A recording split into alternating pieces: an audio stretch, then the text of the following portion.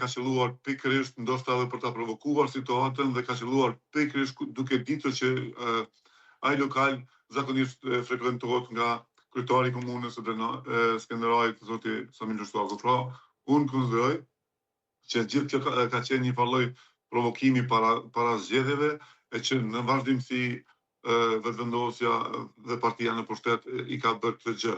Por ajo që nuk e kam ende të qartë është se çka ka ky pushtet me familjen Lushtaku, sepse nuk është sulmi i parë ose provokimi i parë që i bën kësaj familje.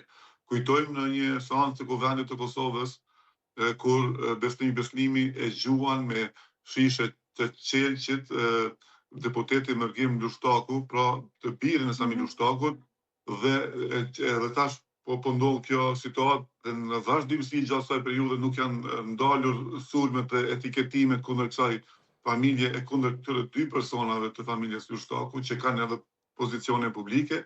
Prandaj mund të analizojmë në të gjitha rrafet, sepse... Po patjetër, pra ju thoni që nuk është një incident i ndodhur aty për aty, por që duket sikurse zona Filla është edhe më e hershme. Mes qeverisë, thoni juve, dhe familjes Lushtaku.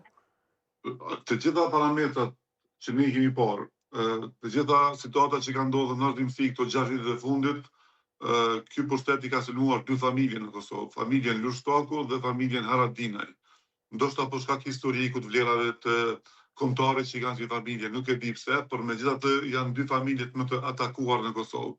Kujtojmë që para pak kohësh është martuar nipi i Ramush Haradinaj, Luan Haradinaj, të cilin e ka dhe emrin e xhaxhait të tij dhe ka pasur fyrje pafund ndaj kësaj familje duke bërë thirrje të mos trashëgohen. Domthonë deri në atë nivel janë shkuar etiketimet, fyrjet nga militantë dhe simpatizantë të vetëvendosjes, natyrisht të janë të orkestruara. Ne nuk mund t'i shohim të shkëputur ato si po ndodhin vetvete. Jo, këtu janë të orkestruara dhe janë sistematike dhe ndodhin gjithmonë sidomos sa i përket të dy familjeve që në Kosovë kanë respekti maksimal. Okej, meqense u orientua biseda në mënyrë të tillë, sa normale është realisht që përtej politikës situata të shkojë deri aty?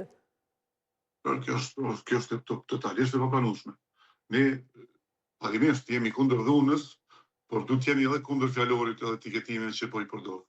Dhe kjo e bën në Kosovë një klimë të papërshtatshme të bërit fushat. Do thonë, ajo që ka ndodhur dje, ka lënë hije të keqe të fushatës të Kosovë. Por gjithashtu, qeveria e Republikës Kosovës deri në orë të hershme të mëngjesit i ka dërguar forcat elite të policisë së Kosovës me rrethu Skënderajin dhe me bastise në Skënderaj.